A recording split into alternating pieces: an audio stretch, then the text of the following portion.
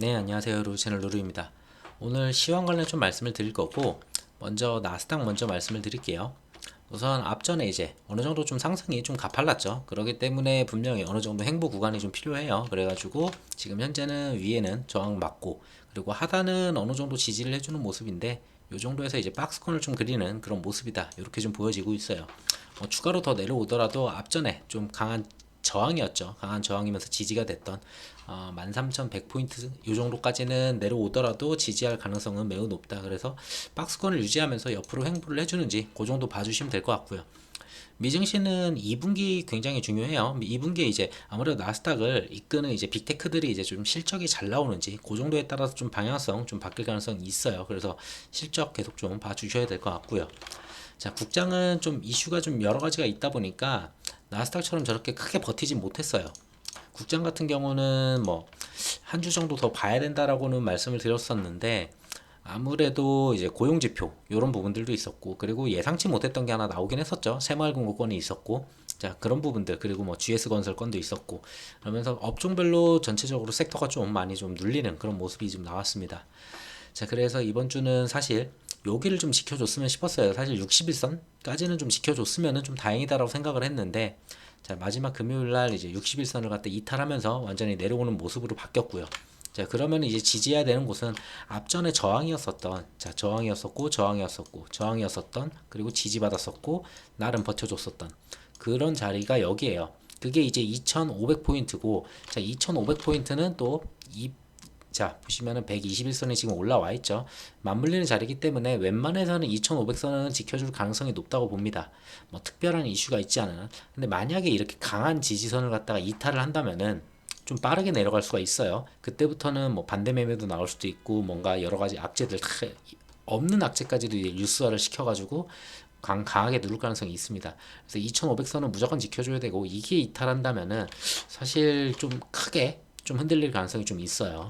그렇게 좀 봐주시면 될 것 같고 자 증시자금 보게 되면은 지금 고객 예탁금 같은 경우는 뭐큰 폭으로 늘지도 않았고 뭐 크게 뭐 그런 부분들이 없어요. 그냥 앞전과 거의 비슷하다. 이 정도로 보시면 되고 신용 같은 경우는 아무래도 지수가 좀 떨어지다 보니까 뭐 반대 매매는 아니었던 것 같은데 신용 같은 경우는 조금 줄여가는 모습은 조금 나왔습니다. 한 2천억 정도. 지금 뭐 19조 2천억인데 앞전에 보면은 뭐 19조 4천대였죠 전부 다. 그러니까 크게 줄진 않았어요. 그만큼 아직까지는 다들 버티려는 그런 움직임인 것 같아요. 자, 근데 수급을 보게 되면은 외국인하고 기관이 정말 꾸준히 이탈하는 모습은 나오고 있어요 지금. 수급상으로는 지금 솔직히 좋진 않다라고 좀 말씀드릴 수 있을 것 같고 자 코스피고요. 코스피 같은 경우에는 외국인 같은 경우에 지금 한 달 동안 1조를 갖다 던졌어요. 뭐 사고 팔고 했겠지만 한 달 기준으로 봤을 때만 1조를 던졌고 기관 같은 경우는 1.5조 정도 이제 던진 모습이에요. 근데 뭐 최근에 기관이 좀 많이 던졌기 때문에 이번 주에는 진짜 기관 매도만 다 나왔거든요. 자 3천억, 6천억, 4천억, 7천억 이게 이제 새마을 금고발로 이제 어느 정도 매도가 나올 거라는 거는 뭐 환매가 나올 거라고 이제 예상은 했었는데 그 환매 금액이 그렇게 크진 않거든요 이렇게. 근데 그 환매와 더불어서 그걸로 인해 가지고 분위기가 안 좋으니까 따라서 좀 가치들 많이 기관 쪽에서 많이 이탈하는 모습이었고요. 자 그리고 외국인 같은 경우는 보다시피 뭐 그렇게 현물 쪽에서는 던지진 않았어요. 하지만 외국인이 선물로 던졌다고 보여져요. 선물 같은 경우에는 지금 1조 2천억, 1000억 그리고 자 1조 1000억 그리고 9천억까지 이렇게 연속적으로 계속 던졌거든요. 뭐 기관 같은 경우에는 현물을 샀으니까 어느 정도 선물을 살 수는 있어요. 그래서 이거는 크게 의미를 두지 않는데 외국인이 이렇게 이탈을 했으면 현물을 샀었어야 되거든요. 코스피에서. 근데 코스피에서 현물도 역시나 사지 않았다. 그 얘기는 꾸준히 지금도 수급이 좋지 않고 계속 국내 시장에서는 자금이 이탈하는 모습은 여전히 나타나고 있습니다. 뭐 지난주도 계속 나타났었고 이번 주에 조금 바뀌나 싶었는데 이번 주에도 크게 그런 모습은 없었어요. 다음 주에도 이러한 이탈이 나온다면은 솔직히 2500선 지지할 가능성이 낮기는 해요. 뭐 다 이제 뉴스를 가지고 말씀을 드리겠지만 자 뉴스를 보면서 이제 내용들 한번 볼게요. 잠시만요. 자 그래서 뉴스를 보면은 이번 주에 있었던 내용들부터 먼저 설명을 좀 드리면은 코스닥 같은 경우에 크게 빠졌어요. 그리고 뭐 지수도 다 전체적으로 크게 빠졌고요. 자, 아무래도 이제 새마을금고 환매 영향이다. 환매할 내용들이 있어요. 그리고 환매를 했을 가능성이 매우 높다라는 그런 데이터들도 충분히 나왔던 것 같아요. 그래서 새마을금고에서 환매가 나왔다고 거의 다 확신을 하고 있는 상황이에요. 뭐 처음에는 이게 환매 나오는 거 아니야? 안 나올 거 아니야? 막 이랬었는데 결국은 환매가 나온 것 같고요. 그러면서 기관 쪽에서 여기 환매가 나오니까 당연히 무너질 수 있으니까 환매할 때 이렇게 급하게 환매하면 그냥 밑으로 다 던져버리거든요. 그걸 아니까 당연히 기관들도 같이 던졌다라고 좀 보여져요. 그래서 어쨌든 이 부분이 좀 해결이 돼야 될 것 같고요. 당장은. 자, 미국 같은 경우에는 처음에 일자리가 이제 그 주간 일자리가 나오는 게 있고 여러 가지가 있어요. 근데 ADP 쪽이 있고 그 졸지 쪽도 있고 그리고 금요일 날 나왔던 데이터도 있어요. 근데 목요일 날 나온 데이터에서는 자, 일자리가 이제 50만 이상이다 뭐 하면서 발표를 갖다가 하니까 시장이 이렇게 좋은 거야? 라고 생각을 한 거예요. 미국에서 이제 어느 정도 그래도 일자리가 그냥 적당히 나왔으면 그냥 무난하게 갔을 텐데 일자리가 너무 크게 나오니까 이거는 오히려 악재다. 오히려 이거는 긴축을 할 수 있는 가능성이 더 높아진 거잖아요. 고용이 지금 튼튼하고 그리고 미국 경제가 지금 튼튼하니까 긴축을 더 때려도 니네들 잘 버틸 수 있잖아 하면서 긴축 가능성이 올라간 거예요. 그래가지고 지수는 오히려 하락하는 모습이었어요. 긴축 가능성 때문에. 자, 그런데 반대로 금요일 되자마자 신규 고용이 크게 줄었다고 얘기를 해요. 다시. 근데 미증시가 하락을 했죠. 금요일날 사실 데이터가 좀 전날이랑 데이터가 좀 다른데 하면서 증시가 좀 올라왔어요. 근데 해석을 좀 하니까 그래도 좀 아닌 것 같아 하면서 좀 빠지면서 마무리를 했거든요. 자, 우선 내용을 간단하게 보면은 데이터를 보면은 자, 요거였어요. ADP 비농업 이쪽에서 비농업 부분 고용 변화인데 자, 예상치가 22만 8천이었어요. 그리고 전달이 26만 7천이었어요. 그러면은 뭐 22만 8천 정도 나오거나 뭐 조금 위아래 해도 만 명, 몇만 명 정도 이 정도 차이가 나야 되는데 자, 49만 7천 명이 나왔어요. 그러니까 50만 명 가까이 나왔죠. 그러다면 이거는 시장에 무슨 고용이 말도 안 될 정도로 이제 터졌다. 라고 이제 본 거예요, 시장이. 그러면 이건 긴축은 무조건 하겠네. 이렇게 튼튼한데, 고용이. 라고 하면서 목요일날 좀 큰 폭으로 좀 빠지는 그런 모습을 좀 보여줬어요. 자, 저게 제일 중요했었던 데이터 같고요. 뭐 실업 청구 수당 이런 거 했을 때 뭐 큰 변화폭이 없었기 때문에 저게 가장 크게 이슈를 작용하는 것 같아요. 자, 그리고 금요일 같은 경우는 고용 데이터가 좀 많이 나왔죠. 자, 어디 갔어? 여기 있네요. 비농업 고용지표, 고용지수죠. 자, 22만 5천을 예상을 했는데 전달에 30만이었어요. 그러면서 이제 줄었겠거니 예상을 했죠. 그런데 그 예상보다 더 줄었어요. 20만으로. 그러면은 목요일 데이터는 뭐야? 금요일 데이터는 뭐야? 하는데 이게 데이터를 집계를 하는 그 기관들이 다르다 보니까 간혹 이게 좀 다를 수가 있어요. 그리고 데이터가 이제 좀 지표를 끌고 오는 걸 이제 이번에 6월 달에 좀 변경하는 것들이 있어가지고 큰 오류가 있었을 것 같다라는 거는 예상이 돼요. 그래가지고 7월달 데이터를 한 번 더 보긴 해야 되는데 어쨌든 이렇게 데이터가 나오니까 시장은 다시 좀 괜찮지 않아 라고 하면서 반등을 좀 장 초반에 좀 보여주는 모습이었거든요. 금요일날은. 자, 그런데 이제 해석을 하기 시작하면서 사람들이 그래도 지금 고용지표가 만약에 요 정도라면은 그럼 평균 시간당 임금을 보자 라고 한 거죠. 그랬을 때 이제 4.4%. 근데 예상치는 4.2였어요. 이게 줄어야지 좋은 거거든요. 사실 줄어야 돼요. 지금 워낙에 임금 자체가 비싸다 보니까 전달에도 4.4, 이달에도 4.4. 예상치보다는 안 나왔다. 요 정도였는데 그러면서 좀 시장이 좀 무너지는 모습. 그리고 MOM으로 보더라도 0.4에서 0.4 그대로 왔어요. 근데 예상치는 0.3이었어요. 그냥 예상치보다 조금 높게 나왔다. 요 정도로 이제 좀 해석이 좀 된 것 같아요. 뭐 실업률 같은 경우도 뭐 긍정적인 부분은 없었어요. 실업률이 오히려 올라가면 좀 더 좋아요. 지금 상태에서는. 지금 현 상태에서는. 그래야지 긴축 가능성이 낮아지니까. 자, 전달에 3.7이었어요. 그러면서 이번 달에는 3.6을 예상을 했어요. 뭐 올라가면 더 좋긴 한데 오히려 이게 3.7이 나왔으면 시장은 좀 더 괜찮았을 거라 봐요, 저는. 근데 3.6을 예상했고 그냥 3.6 나왔으니까 뭐 이건 악재도 아니고 호재도 아니야. 그러니까 다 묻혔어요.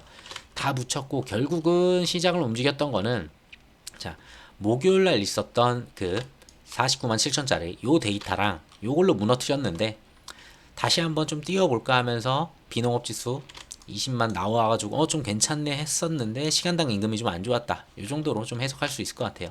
그래서 고용 부분에서는 어느 정도 그냥 이슈가 좀 있어가지고 좀 들락날락 했었다. 이렇게 보시면 되고 결국 중요한 거는 다음 달이죠. 아니, 다음 주죠. 다음 주에 CPI 나오는 게 제일 중요하고, 그래가지고 미국 증시 같은 경우에는 고용 쇼크. 어쨌든 고용이 너무 좋으니까 이거는 긴축할 수 있다, 이렇게 해석을 하고 있어요, 미국 시장에서는 지금. 그렇다고 금요일날 나왔던 데이터가 어마무시하게 떨어진 건 아니었잖아요. 그러니까 목요일 데이터가 너무 컸으니까 여전히 이 긴축 공포는 계속 있다, 그러면서 뭐 전체적으로 좀 빠지는 그런 모습이 좀 있었어요. 자, 그래서 금리 인상 가능성을 보게 되면은 0.25% 올릴 가능성이 이제 이번 FOMC 27일 날 이루어지더라고요. 27일 날 이루어지는데 FOMC가 거기서 이제 93% 확률로 0.25%를 갖다가 올릴 가능성이 있다라고 보고는 있습니다. 근데 이 지표는 이번 CPI 이후에 다시 한번 봐야 돼요, 사실. 요거는 진짜 하루만 해도 쫙 빠져가지고 막 30%까지도 내려오고 그래요. 근데 CPI가 만약에 6월 달께 정말 괜찮게 잘 나온다라고 하게 되면은 금리 인상 가능성은 좀 내려올 가능성이 있어요. 왜? 연준이 어느 정도 했는데 생각보다 이게 잘 잡히고 있어. 그러면은 연준이 이걸 굳이 올릴 필요는 없잖아, 하면서 한 번 정도 동결하고 그 다음 달에 그럼 인상하겠네, 약간 요런 식으로 또 갈 수도 있거든요. 그래서 이번 CPI가 매우 중요하고, 거기에 따라오는 미국도 이제 실적 장세 이제 시작하죠. 실적 장세에서 이제 빅테크들의 실적들, 뭐 그리고 컨콜 내용들, 뭐 그런 것들 좀 중요하지 않을까 좀 합니다. 그래서 아직까지는 이게 크게 중요하다고 보진 않아요, 저는. 이거는 다음 주 돼야지 거의 자리를 잡을 거라 봐요. CPI까지 나오면은 웬만큼 이제 자리를 잡아갔다, 이렇게 보시면 될 것 같아요. 자, 그리고 방금 말한 실적 시즌이 이제 중요하고요. 나스닥 같은 경우는 당연히 빅테크가 크게 주도를 하다 보니까 얘네들의 실적과 그리고 향후 뭐 3분기, 4분기 어떨 거다, 이러한 내용들이 좀 중요하고, 그리고 이제 CPI가 매우 중요해요. 인플레이션이 잡히는 게 맞느냐, 지금 고용이 저렇게 좋은데 그러면 인플레이션을 잡아야지. 근데 그것도 만약에 안 잡히면은 이거는 인플레이션도 안 잡히고 고용도 좋고 시간당 임금도 올라가고, 그러면 인플레이션 계속 안 잡히겠네, 더 올라가겠네, 약간 요렇게 해석이 되니까 CPI가 그걸 잡아주는 모습을 보여줘야지 고용이 좋고 뭐 시간당 임금도 좋고 경기가 좋아도 물가는 그래도 잡히네, 연준이 정말 잘했네, 약간 요러한 평가가 나올 수 있거든요. 자, 그래서 요게 되게 중요해요, CPI 이번에는. 그래서 CPI 같은 경우에 예상치를 볼 수가 있는데, 목요일, 수요일 날인 걸로 아는데, 여기 있네요. 자, YOY로 봤을 때 지난달에도 굉장히 좋게 나왔어요. 4% 나와가지고 진짜 잘 나왔다라고 싶었거든요. 원래 이게 4.1% 예상이었어요. 근데 솔직히 이거는 예상치가 너무 낮지 않나 싶기는 해요. 3.1%를 예상을 하는데, 솔직히 뭐 3.2% 예상하는 것들도 있고 뭐 3.1% 예상하는 것들도 있긴 한데, 두 달 만에 이렇게 빠진다? 원래 그 전달이 5%인가 그랬어요. 5였나 5.1이었나 뭐 그 정도 됐던 걸로 4.9였나? 하여튼 그 정도 됐어요. 거의 1%씩 지금 매달 빠지고 있는데 가능성은 있어요. 왜냐면은 자, 주택의 렌탈료가 굉장히 스티키한데, 이게 이제 재계약이 계속 이루어지면서 이 렌탈료가 이제 좀 빠지기 시작을 했거든요. 한 지난달, 지지난달부터. 그래가지고 이 효과가 좀 커요. 거기에다가 플러스 유가. 자, 지금 유가는 어느 정도 버티면서 70불 초반대에서 움직이지만 6월 달을 보게 되면은 6월 달에는 60불 대도 굉장히 오랫동안 머물렀어요. 그렇기 때문에 유가에 대한 효과도 있어요. 그리고 전년도 YOY니까 전년도로 봤을 때 기저효과가 분명히 나타날 수 있는 마지막 달일 수도 있어요. 기저효과 괜찮게 나타날 거거든요, 이번에도. 크게 내려올 거는 알아요. 근데 3.1로 찍어버리면은, 만약에 3.2가 나오면은, 그러면은 이거 예상치보다 높게 나왔어, 예상치를 상회했어 하면서 시장에서 그렇게 호재로 작용을 안 할 수도 있어요. 그거는 좀 생각을 해야 돼요. 그래서 요 예상치가 조금 올라갔으면 좋겠다. 마지막에 한 2, 3일 남기고도 바뀌긴 하거든요, 이게. 그래서 예상치를 좀 보시는 게 좋고. 자, MOM으로 봤을 때는 뭐 크게 줄어드는 모습은 없어요. 그냥 이거는 기저효과 효과가 좀 컸다, 이렇게 좀 보여지네요. 그래서 MOM 같은 경우는 이게 어쩔 수 없는 게 5월 달에도 유가가 많이 낮았죠. 그러다 보니까 뭐 큰 폭으로 줄어드는 모습은 없네요. 자, 그래서 우선 당장으로 봤을 때는 요 정도는 나와주면은 FOMC에서도 연준이 그렇게 크게 금리 인상할 가능성은 낮아질 가능성이 높아요. 저는 제가 봤을 때는 오히려 한 달을 미룰 가능성이 있겠죠. 구두로는 이제 눌러놓고서 동결을 때리고 한 달을 미루고 그 다음에 이제 하는 식으로 약간 그렇게 갈 가능성도 있어요. 왜냐면은 솔직히 3%까지 내려오면은 거의 다 내려왔어요. YOY로 본다면은 뭐 그 다음에 다시 올라갈 것 같기는 해요. 7월 달에 조금 올라갈 것 같긴 한데, 어느 정도 이제 3%대에서 이제 버텨주는 그런 모습만 보여줘도 전 충분하다고 봅니다. 그래서 이번에 요걸로 인해 가지고 어느 정도 좀 움직임 확인할 수 있을 것 같고요. 자, 저게 보면은 수요일이잖아요. 자, 수요일이고 수요일 저녁이에요. 저녁에 이제 이게 나오는데 그 효과는 이제 국장에는 목요일 날 이제 반영이 될 거란 말이죠. 자, 목요일이면은 13일이죠.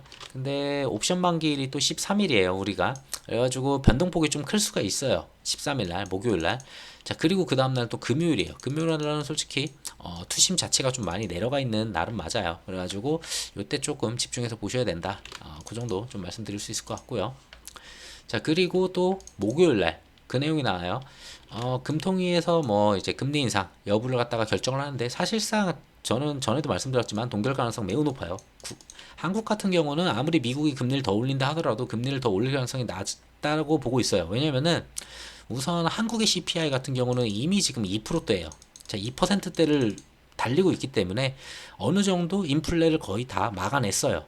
뭐 시장 경제를 갖다가 약간 컨트롤 하긴 했지만 정부에서 자, 그 정도가 있지만 어쨌든 빠르게 인플레이션을 내려놨고 그리고 가계부채나 그 PF 쪽 있죠. 부동산 PF 여러 가지가 되게 많아요. 그리고 금융권도 있고 그런 부분들이 있다 보니 그리고 자영업자들도 있고 금리를 갖다가 올리기가 쉽지가 않습니다. 그래서 이번에도 동결 가능성이 매우 높다라고 좀 보여져요. 자, 그러고 미국의 금리를 갖다 확인하고 그 다음 방향성이 나올 거라고 봐요. 자, 그러면은 동결을 했을 때 뭐냐? 동결을 하게 되면 금리를 봐야 돼요. 자, 미국이 올릴지 안 올릴지 몰라요. 만약에 FOMC에서 올렸다 그러면은 한미 간 금리 차는 2%로 이제 확대가 돼요. 한미 간 금리 격차가 2%로 확대가 됐을 때 과연 이 환율이 버텨줄 수 있느냐? 그게 좀 중요하겠죠. 지금은 어느 정도 좀 내려왔다가 올라온 다음에 지금 1300원대에서 지금 움직이는 그런 모습을 가지고 있어요. 근데 한미 간 금리 격차가 조금 더 벌어진다 했을 때는 금리가 조금 더 올라갈 수는 있겠죠. 근데 그걸 구두로 누를 수도 있고 달러를 갖다가 던져가면서 이걸 갖다 누를 수도 있어요, 사실. 자, 방법은 여러 가지니까 이걸 막아내는 방법은 어차피 우리는 달러 가지고 있잖아요, 정부에서도. 그 달러로 돈으로 막으면 돼요, 사실. 일정 기간 돈으로 막고 그 다음에 연준에서 뭐 동결하면은 다시 내려오겠죠. 그 동안만 1,300원 버텨주기만 만들어 준다면은 괜찮을 거라 봐요. 근데 금리 격차가 벌어지면 어쨌든 올라가려는 성향은 더 나타날 수는 있다. 이 정도 보시면 될 것 같아요. 자, 그랬을 때는 외국인들의 이탈이 꾸준할 가능성이 있어요. 금리가 조금 환율이 조금 더 올라갔을 때는 그 정도 생각하시면 될 것 같고요. 자, 그리고 요 정도 이제 이번 주는 그 정도 보시면 되고, 자, 그리고 중국에서 옐런이 이제 방중을 했었죠. 거기서 뭐 괜찮은 호재가 나올 거라고는 크게 생각은 못했어요. 어차피 블링컨이 이미 웬만큼 어느 정도 틀은 잡아놨기 때문에 옐런 같은 경우는 가서 뭐 크게 할 수 있는 게 없었어요. 크게 할 수 있는 게 세 가지였어요, 사실. 자, 반도체 이제 첨단 기술을 갖다가 중국이 이제 풀어달라라고 얘기하는 거고, 중국 입장에서는 이거 반도체는 풀어달라는 거고, 자, 미국 입장에서는 광물 좀 풀어달라. 니네가 이거 광물 지고 그렇게 하는 건 아니다. 그런 내용이에요. 거기에다가 중국 같은 경우에 또 있죠. 관세. 중국 지금 경제가 조금 애매해요. 중국 경제가 부양을 해야 되는데 부양할 만큼 지금 돈을 풀었다가는 뭐가 하나 뇌관이 터질 수가 있어서 돈을 지금 풀 수가 없는 상태란 말이죠. 그래서 중국이 지금 돈을 갖다 크게 못 풀어요. 조금씩은 풀고는 있어요. 지금 뭐 예전처럼 경기 부양하겠다고 막 4조 위안 막 이런 식으로 풀지는 못하고 있는 상황이에요, 지금은. 4조 위안, 5조 위안 막 이렇게 풀었었거든요. 그러다 보니까 그렇게 못 푸는 상황이다 보니까 뭔가 관세가 풀리고 세계랑 이제 좀 막 경제 활동을 같이 하면서 좀 살아나는 그런 모습이 좀 필요한데 지금 관세 이런 것 때문에 다 막혀 있죠. 그러고서 좀 성장을 좀 해보려고 하니까 반도체 지금 막혀 있죠. 그래서 중국 상황이 좀 좋진 않아요. 그리고 중국의 실업률도 지금 좋지가 않고요. 전반적으로 너무 좋지가 않아요. 자, 그러다 보니까 얘네들이 그걸 풀기 위해서 중국은 광물을 막아냈어요. 광물을 갖다 니네한테 안 줘. 웬만한 광물 다 전부 다 틀어 막은 다음에 니네들 같이 성장하지 마. 그냥 다 같이 죽자. 약간 요런 모습이에요. 그래서 요게 조금 풀릴 가능성이 있지 않을까 시장은 생각을 했을 것 같은데 사실 요걸 풀기에는 옐런이 가기에는 좀 어려워요. 이 사이즈들을 풀려면은 바이든하고 시진핑이 만나야지 요게 풀리거든요. 그래서 이번에는 그냥 소통하는 그런 자리였다. 근데 뭐 싸우는 그런 모습은 없었으니까 그나마 다행이긴 해요. 자, 그래서 내용을 보게 되면은 자, 옐런 장군이 중국 경제를 올가매고 있는 미국의 첨단 기술, 뭐 반도체죠, 반도체 이런 쪽으로 조치를 갖다가 옹호했고, 자, 중국 역시 광물 수출 통제를 갖다가 조치에 전향적인 신호를 보내지 않았다라고 얘기를 해요. 그러니까 뭐 딱히 뭐가 풀린 게 하나도 없어요. 그냥 소통만 했고 추후에 또 여기에 대해서 의사소통하자. 그냥 좋게 그냥 대화만 나누고 그냥 마무리를 냈다 이렇게 보시면 될 것 같아요. 그래서 뭐 큰 호재가 있을 것 같지는 않아요. 자, 그리고 미국 재무 같은 경우는 미중 우려는 이제 직접 소통해야 된다. 뭐 이제 근데 안보를 위한 조치 뭐 이런 식의 내용들이 있는데 결국은 아무 내용이 없다는 거예요. 정찰 풍선 갈등에 대해서는 1달러 수준. 뭐 이거는 중국이 몰랐다. 몰라가지고 우리도 약간 유감이다. 이런 식으로 중국이 표현을 했어요. 그러니까 어느 정도 화해하려는 제스처는 있었는데 진짜 큰 틀에서 관세, 반도체, 광물 이런 쪽에서는 어떠한 움직임이 단 하나도 없었다라는 거예요. 자, 그냥 이렇게 악수하고 그냥 화해하는 얘기만 그냥 소통 창구만 좀 열어놨다. 이렇게 보시면 될 것 같습니다. 자, 그러고 옐런이 지금 방중하고 있는 와중에서도 대만 해협에서 군함 항공기를 갖다가 계속 지속적으로 투입하는 모습이었고요. 지난 24시간 동안 옐런이 와 있는 상태에서도 전투기 뭐 13개 그리고 군함 뭐 6척 이 정도로 갖다가 보내는 모습이었어요. 그러니까 뭐가 크게 풀어진 모습이 그냥 없다라고 보시면 돼요. 그래서 여기서는 기대할 게 없다. 이걸로 마무리된 것 같습니다. 오늘인가 해가지고 옐런이 이제 다시 미국으로 돌아가니까 끝났어요. 그냥 별 내용 없이 시진핑도 만나지 않았고요. 자, 그리고 우크라이나로 와서 얘기를 하면은 미국이 우크라이나한테 집속탄을 갖다 지원을 하기로 결정을 했어요. 완전히. 뭐 의회부터 해가지고 전부 다 집속탄을 지원하겠다라는 내용이 나왔고요. 자, 요게 나왔으니까 근데 이게 집속탄을 안 쓰는 쪽으로 서명을 한 국가들이 되게 많아요. 100여 개의 국가가 전부 다 집속탄을 쓰면 안 된다. 이건 민간인 피해도 크고 이거는 정말 악마의 무기다. 뭐 하나가 이렇게 떨어진 다음에 갑자기 수백 발로 막 난사를 해버리는 약간 그런 포탄이다 보니까 굉장히 이거는 쓰면 안 된다라는 이야기예요. 자, 근데 그걸 갖다가 우크라이나한테 주기로 했고, 그걸 우크라이나에서 이제 러시아 본토를 갖다가 공격을 준비를 하겠다, 뭐 이런 내용이에요. 반격을 할 때. 자, 그런 내용인데, 동맹국들은 이거 지원을 갖다가 약간 반대하는 그런 뉘앙스입니다. 근데 이걸 갖다가 진짜 지원을 하는지, 안 하는지, 그걸 좀 보시면 될 것 같아요. 진짜 지원을 하게 되면은, 우크라이나의 반격이 조금 더 거세질 가능성이 있어요. 오히려 반격이 좀 더 잘 될 가능성이 있지만, 피해는 굉장히 커질 거예요. 왜냐면은 러시아 같은 경우는 화학무기를 대놓고 쓸 가능성도 있죠. 지금까지는 뭐 화학무기 쓰지 않았다라는 식으로 얘기를 했지만 화학무기 대놓고 쓸 수도 있고, 왜? 미국도 집속탄을 갖다 줘가지고 우크라이나 집속탄을 쓰는데 니네도 이거 쓰는데 우리도 이제 화학무기 쓸 거 하면서 이제 피해는 더 커질 가능성이 있어요. 근데 피해가 커지면 커질수록 전쟁은 어쨌든 간에 좀 더 빨리 끝날 가능성이 있어요. 많이 죽고 많이 이제 사상자가 일어나고 초토화가 되게 되면은 사실 양쪽 다 힘들어지면은 어느 정도 이제 휴전이라도 하자 이런 식으로 나올 수도 있거든요. 자, 어쨌든 지금 봤을 때는 전체적으로 전쟁이 조금 더 지켜봐야 된다. 이렇게 좀 화학무기와 집속탄에 진짜 이런 상황으로 이제 가는지 보셔야 될 것 같고요. 만약에 여기서 이걸 갖다가 안 쓴다라고 하면은 뭐 얘네들도 적당히 안 쓰는 식으로 가겠죠. 근데 전쟁이 조금 격해지는 그런 모습이에요. 러시아도 지금 거의 이제 궁지에 다 몰린 상태거든요. 이번에 바그너 그룹에서 이제 그렇게 뒤통수를 쳤기 때문에 굉장히 지금 러시아 상태도 안 좋아요.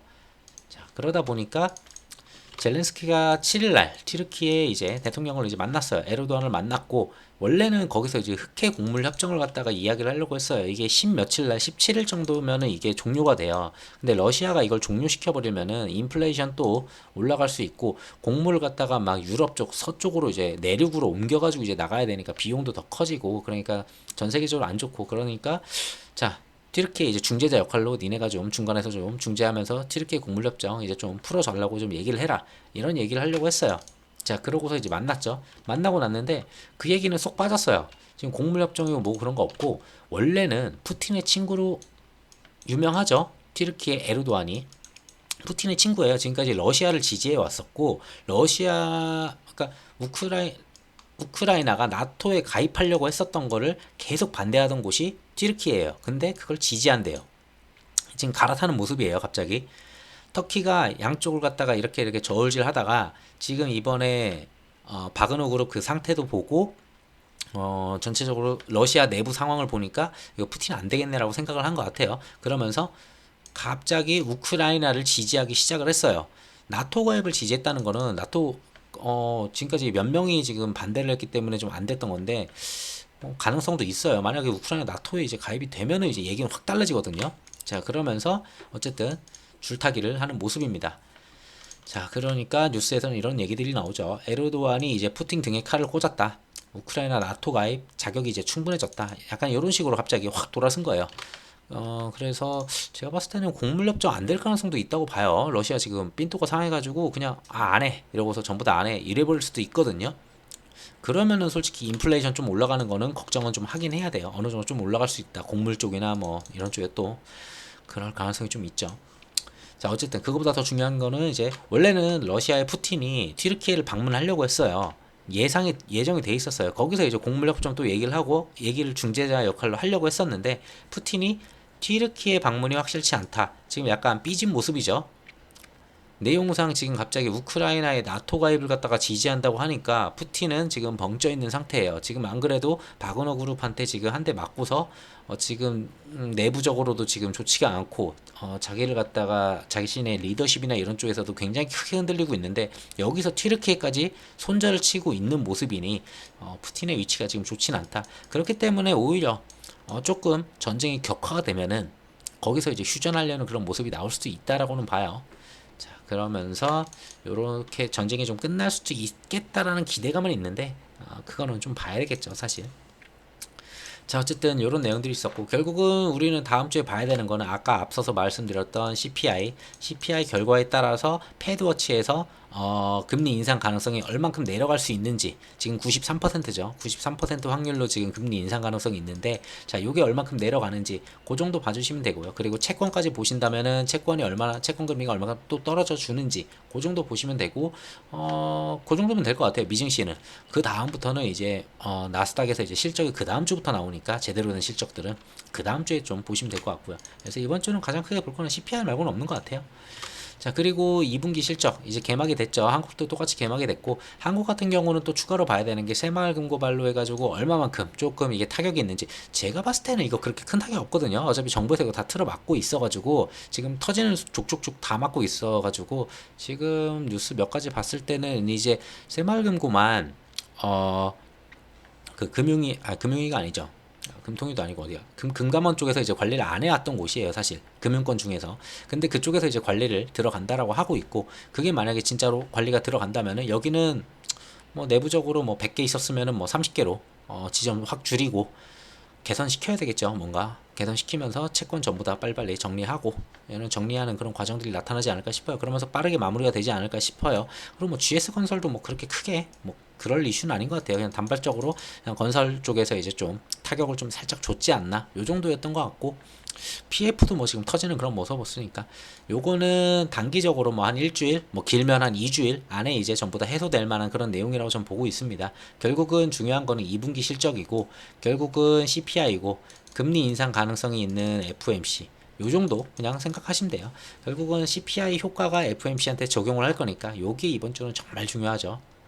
자, 그거 정도 보시면 될 것 같아요. 그리고 추가로 본다면 환율 정도 계속 꾸준히 봐야 돼요. 어차피 외국인 수급이 우리나라를 증시를 갖다가 지금 계속 왔다 갔다 하거든요. 외국인 수급이 얼마만큼 더 이탈하는지 그게 제일 중요할 것 같아요. 이번 주에는 외국인 수급 쪽 돌아와주면은 시장은 빠르게 반등하는 모습이 나올 거고 61선까지 올려놓는지 지수상으로는 지금 61선을 이탈을 했잖아요. 이탈을 했기 때문에 이번에는 기대할 정도는 크지 않아요.